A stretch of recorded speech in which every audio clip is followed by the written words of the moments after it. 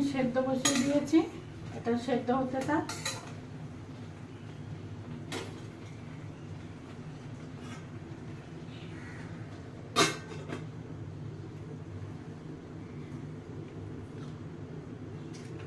ইলিশ মাছের মাথা আমি নুন হলুদ মাখিয়ে রেখেছি।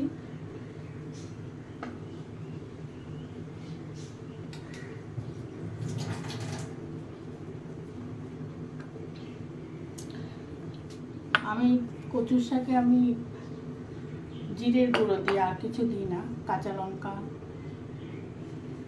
হলুদ, জিরের গুঁড়ো একটু ভিজিয়ে রাখবো।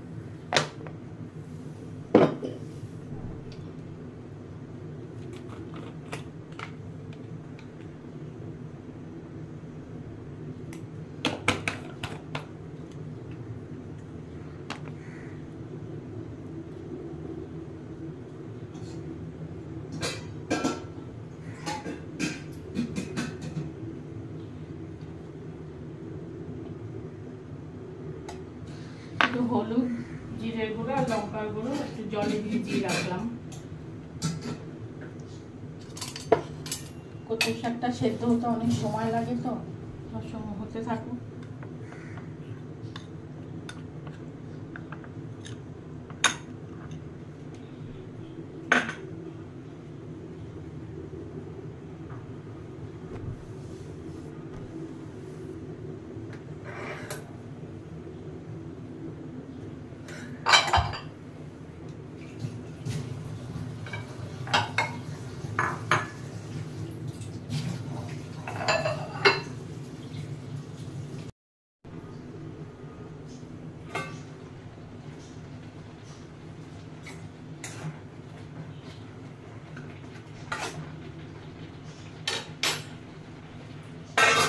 সেদ্ধ হতে থাক।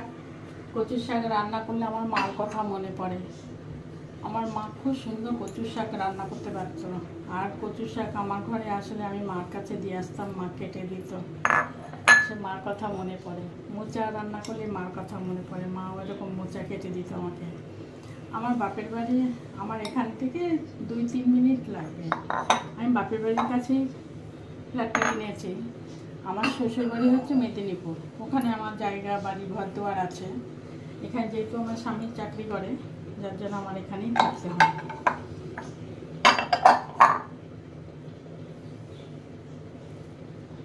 মার কথা খুব মনে পড়ে, আর মনে পড়লে কী হবে, কেউ তো আর চিরদিন বেঁচে থাকে না, সবার একদিন না একদিন চলে যেতেই হবে।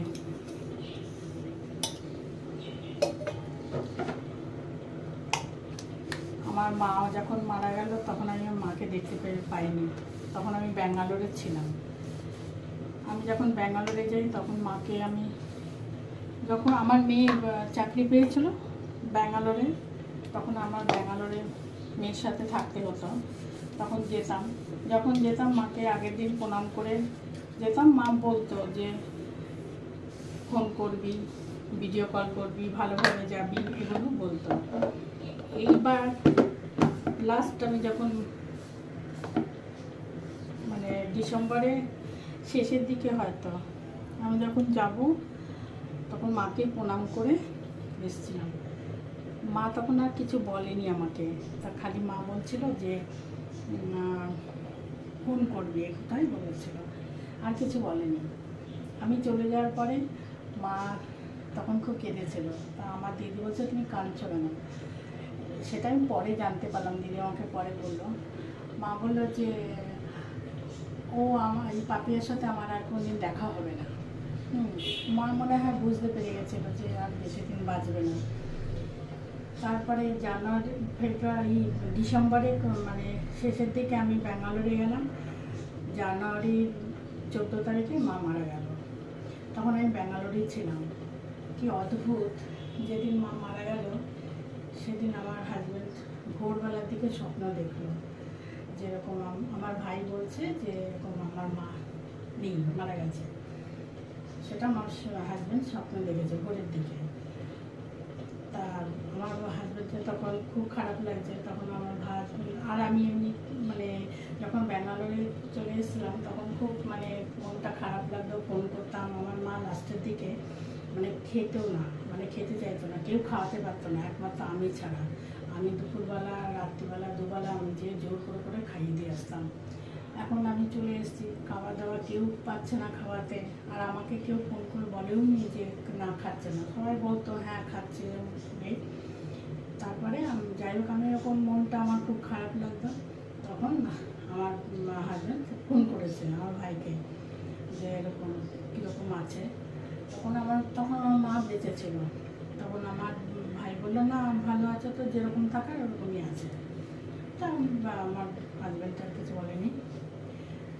ঠিক 1-1.5 ঘন্টার পরে আমার ভাই আবার ফোন করলো, করে আমার ভাই বললো যে এরকম মা নেই। তখন আমার হাজব্যান্ড আর কিছু আমাকে বলেনি, আমার মেয়ে জানতো। আমার মেয়ে তখন সঙ্গে সঙ্গে প্লেনের টিকিট কাটলো, আমাকে বললো দিদার খুব শরীর খারাপ, তুমি যাও, মামা যেতে বলেছে। আমার কেন জানি না মনে একটু খটকা লাগলো, ওরা কেউ আমাকে বলেনি। তা যাই হোক এসছি। সকাল 11টার দিকে আমার মা মারা গেছে। আমার ভাই নিয়ে যেতে দেয়নি, মানে শ্মশানে নিয়ে যায়নি, আমার জন্য অপেক্ষা করেছিল। আমি রাত্রি 9টা না 9:30টার সময় পৌঁছালাম। তখনই বুঝলাম যে মা নেই, পুরো কাঠ হয়ে গেছিলো। তা যাই হোক, তাই এক এক সময় ভাবি যে অনেকে বলে যে ভোরের স্বপ্ন সত্যি হয়। হ্যাঁ ঠিকই, কিছুটা সত্যি হয়, আবার কিছুটা সত্যি হয়ও না। ভোরের স্বপ্ন সব যে দেখলে যে সত্যি হবে তার কোনো কথা না। কিন্তু এই মার কথা খুব মনে পড়ে, মাঝে মাঝেই মনে পড়ে। আর কি করবো, করার কিছু নেই। এই যে কচুর শাক রান্না হয়ে গেছে। কতটা মানে ছিল কড়াই ভর্তি, যখন সেদ্ধ করতে দিয়েছে কড়াই ভর্তি ছিল, আর কতটুকু হয়ে গেছে। তো এখানেই আমি ভিডিওটা শেষ করছি। আমার ভিডিওটা যদি খুব ভালো লেগে থাকে একটা লাইক, শেয়ার এবং কমেন্ট করো। টাটা।